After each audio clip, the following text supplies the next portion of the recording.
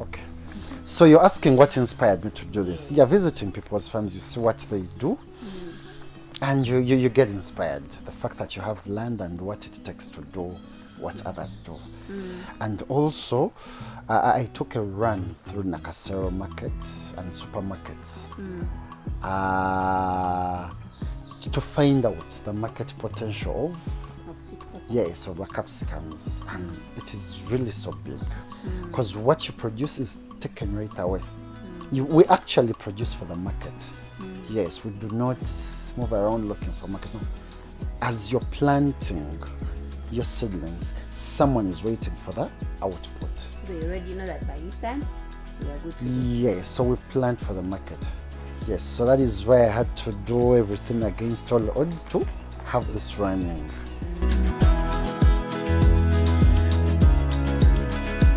How we start from zero. Yes. Now we buy seeds. Where do you? There are specialized companies. There are like 3 companies we use. There's a Dutch company called Holland, Balton, and House of Seeds. House of Seeds is a UK company, I think. So there are others that buy, but we look out for seeds with superior quality to others. You get, because we are producing for a specialized market. So we look for seeds that are good to be up to the task. So after buying the seeds, you raise the beds. You make a bed and to get seedlings. But personally, I don't want to make my own seedlings. You don't? Okay.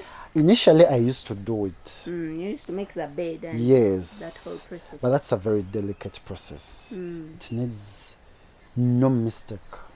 It needs 100% dedication. It's just like a brooder for chicks. No mistake. And a mistake, they can die. They can die. You lose all the eggs. You're going to lose the money. You're going to lose time. Yes, because seeds in the nursery take 4 weeks, 3 to 4 weeks.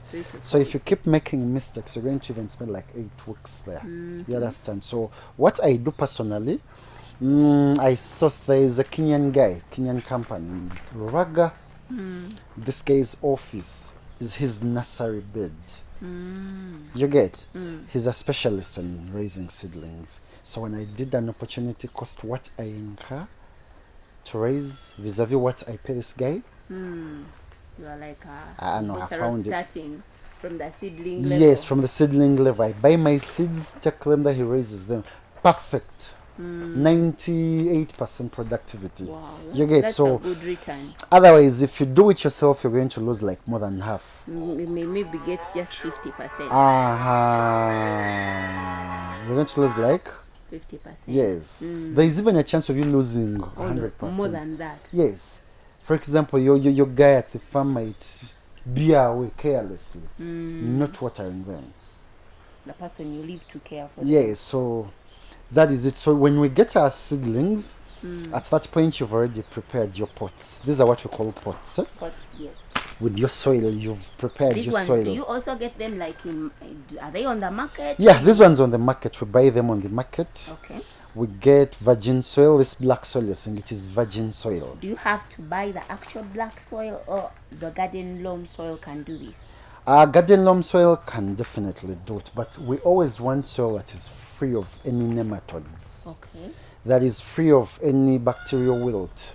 Okay. Soil that hasn't, where you've not done any planting of anything, most especially peppers, tomatoes, that attract nematodes.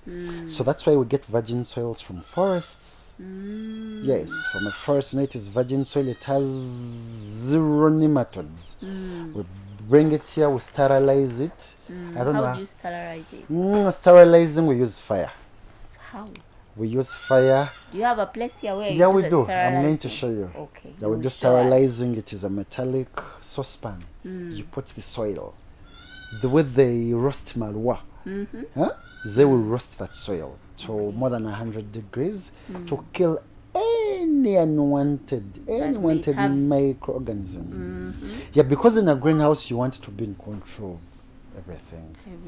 From the soil, the water, the sun, I can see the sun is really at a very controlled pace. Whatever is coming in here for the sun is perfect for the plants. It might burn you, but that's what's perfect for plants. Yes, because this plastic is UV active. Yeah. So after preparing our pots, we bring in our seedlings, we plant. Yeah. Okay, so you bring your seedling, you prepare the pot, you prepare the soil, then you planted your seedling. Then what happens? So we bring in our seedlings. They're in trays. I'll show them to you.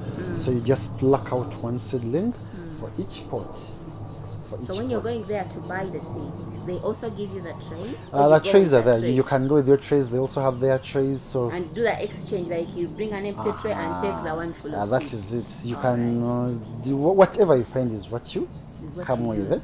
So you pick a seedling for each pot. For each pot. That is day one of planting. That's a very hectic process, by the way. Yeah, I can imagine. Very, very hectic process because you must be very careful as you plant. When you roast the soil, how long does it take before you can use it? Do you roast it and use it the same day, or it has to stay like for a few days before you can use it to plant? We roast the soil and we leave it like for a week. Roast the soil, we put fertilizers, we leave it like for a week. After you roasted it, then you put in fertilizers? Yes, sometimes you can roast with fertilizers. So they forgot those ones? These ones fail as we work. Some will fall. It's painful, but yeah, it happens. It happens. It happens because whatever you see is money. Here we sell in kilograms. Yeah, but it's is money. And they are heavy. Yeah, they're very heavy. Each is like 2.5 grams. Wow. Yeah. That means matabi gaba mangi. You pluck them off? Mukutandika. Because I'm seeing, they were plucked off.